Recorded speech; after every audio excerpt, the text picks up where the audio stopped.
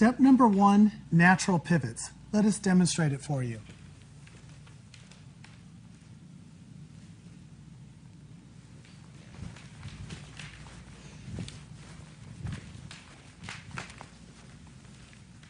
And now I'd like to go over the man's foot positions. So gentlemen, I'd like you to stand on your right foot with your left foot free. I'd like you to step back on your left foot, pivoting, holding the right leg in CBMP. Step forward on your right foot, rising up. Allow the left foot to move forward and around the right foot. And now change weight, pivot. Forward right, left foot goes forward and around the right foot. And now pivot. Forward right, forward left, and now pivot. Now I'd like to go over your footwork. We have on the left foot, toe, heel, toe, heel, toe, toe, heel, toe, heel, toe, toe, heel, toe, heel, toe, toe, heel, toe. Now, in discussing a natural pivot, what I'd like you to focus on, gentlemen, is this.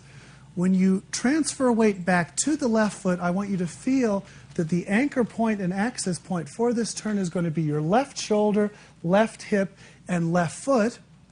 And I'm going to turn in one piece and in one unit. So one of the mistakes that we quite often make in learning how to dance, whether it's one pivot or successive pivots, is that quite often we'll get a little over anxious with the body turn, and we'll turn the body and leave the left foot behind. So we really want to focus on pivoting through the left leg and turning the body as a result of turning through our base. Again, it's a little harder to do that, of course, but the mistake most men make in terms of pivoting is that they turn the body much faster than the feet, and then, of course, they're going to be a little bit late in creating the rotation, particularly if we have successive pivots. Now, as we continue from that position, what I want you to focus on is that the right foot, as we step forward, the right shoulder, hip, and foot are the axis point, and I want you to feel that the head and the left foot are going to revolve forward around that fixed point. Okay? I'll back the camera for this demonstration. So as I step forward, it's really important, gentlemen, not to take the head and body over to that same point, because as we're going through the right foot, if you do that, you're going to take your body weight into the lady's space, and we want to be able to rotate around that point. So I'll kind of just hold my shoulder here. So as I step forward on my right foot, I let the head and the leg swing forward and around that point, and now I'm going to pivot back through my left foot. So I'll try that again. So again, we have forward right, head and leg go around, and now pivot, forward right, leg around, and now pivot. Now I'd like to invite Heather to show us the ladies' part. And now the ladies' foot positions for the pivot. We step forward on the right foot, left foot forward and around, pivoting, right foot held in CBMP. Right foot forward and around, right foot held in CBMP. And now the footwork. We have heel, toe, toe, heel, toe, toe, heel, toe, toe, heel, toe. And now the technique. Now for a natural pivot, what I'm thinking of as a lady is I never want to try and close my left hip all the way through this. So if I rotate the left hip too quickly, it can send me into a backing position too early. So what I'm doing is, as I step forward on my right foot, I'm driving forward through the man's right side, taking care not to turn the shoulders too much at this point. And now from here, as I step onto my left foot and I dance my action around him, I'm going to pivot. But as you notice, as I pivot, as I receive weight onto my left foot, I'm actually turning the feet a lot faster than the body.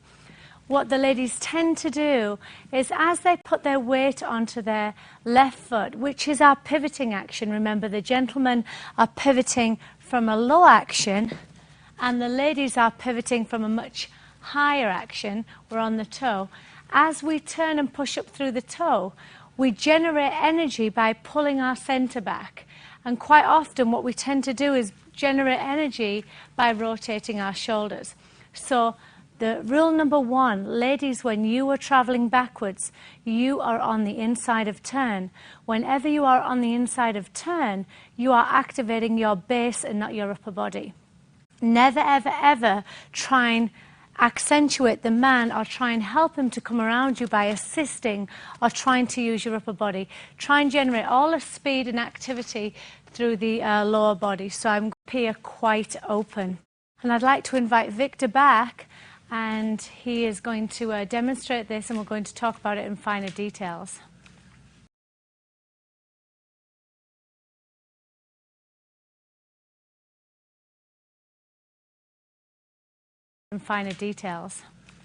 What I'd like to go over first is give you a little teaching guide and help to assist your pivots through your base.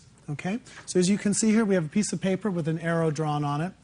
Now, as I said earlier, it's very easy for the man or the lady to actually turn and pivot and rotate the body, but not from the base. So as a teaching aid, what we found is useful is that we put an arrow on a piece of paper, we put it on the floor, and we'll take the man's part first. So as I transfer weight to my left foot, the object is to turn the arrow into the direction that I want to travel. Okay? That will hopefully give you a focus on how to turn the leg and the foot further around in the pivot so that you can avoid just not turning the body and leaving the leg behind. Okay, so I'll try that one more time. So what I'm going to do, gentlemen, is press down through my left leg, turning the arrow, and then hopefully the body and the base are turning together. And of course, we'll have Heather use that same action. As the ladies go forward on their left foot, they're rising up and they're going to pivot. And this will help them also turn the piece of paper and rotate through their base to create a stronger rotation. Okay? So that's just a little bit of a teaching guide. Now, what we'd like to do now, Heather has already mentioned the right shoulder lead, but what I'd like to go over is the principle behind it, and that is from centripetal force. So I'm the center point of the circle. Heather is going to walk in a straight line, and as she walks, she's going through a circle because of the force that I'm applying to her. So if I let go of her, she would walk in a straight line. So basically, she was going through a circle because of the force I'm applying to her. So this is going to apply to our pivots, and the way it's going to apply to our pivot is that the man has a connection on the lady's left shoulder blade. As I transfer weight back to my left foot, if you'll notice, I'm going to maintain my right shoulder lead. So I'm going to be careful not to turn my body too quickly because of the pull of weight will cause the lady to come right down the center. So my goal is, relative to the centripetal force, is that I want to be able to transfer weight and think one in creating a pull of weight which will cause the lady to go forward and around the man. So I have one, and that will create the lady, as far as the pivoting action, to go forward around me, taking her head and body around. So again, this connection of a right shoulder lead and my right arm connecting to her left shoulder blade will create a pull of weight. Again, try not to rotate too soon because it will pull the lady right down the middle and into the man. So I'm going to transfer weight and then pull her through the turn. Now when I land onto my right foot and as I'm rising up, I'm still maintaining my right shoulder lead. Now the lady does not have this type of hand connection because of course both our hands are up. So what she's going to do, she's going to apply extra pressure to her pivoting leg, which is her left, and what will happen through that action as she rises up, she will create a pull through her leg, and that brings the man forward and around. So we're using centripetal force through the pull of weight to create a strong rotation. And the only way that that will work is if we maintain a right shoulder lead. And what I'd like to do is give you a little exercise to think of, because the lady is on the man's right side and we're obviously dancing a natural turn and a natural pivot here, there is a tendency through force of movement for the lady to very, very strongly drop the left side of her back. So one of the things I'd like to do is, if I just take my right hand and cup Victor's left shoulder blade, and he does the same to me and cups my left shoulder blade, and what we do is, if we bring our arm simply in front of our body and connect it together, what we'll do is this will keep the center and we'll keep both of our backs up. So if you notice as we do this exercise, Victor's pivoting, I'm pivoting. It's giving me an awareness of keeping my back up, and also for the man to keep his back up, because we can have a perfect position now, but through force of movement, if we don't exercise this figure correctly, as Victor starts to pull and I'm on his right side, if I don't pick up my back, the force of movement can cause me to get very, very leftwards. And we see this quite regularly, that the lady's left side of the back drops down. So good exercise. Lady, you take hold of the man's shoulder blade, he takes hold of yours, you join your hand in the center, and it just gives you both a very, very good back awareness. Another point I'd like to mention, ladies, is remember our left foot is our pivoting foot. We don't just push up. Even though our footwork changes, it's not just a pushing up of the foot, but as you notice, Victor used the words, we are going to pull the lady. And what that meant was he's pulling through a force through his center, and then I'm going to pull through a force through my center. And the only difference is our footwork is different. So we both must be responsible for activating whenever we are going backwards. Right, now I'd like to add to that, another practice position that you can also use is where I cup the lady's shoulder blades, and the lady puts her right arm across my right shoulder, and then of course we have a little bit of a cuddle position. That also will help you keep the spacing between the head and body weights, and of course keep a balance in terms of not rocking throughout the pivot. Now at this time I'd like to talk a little bit about the actual body position in terms of our posture.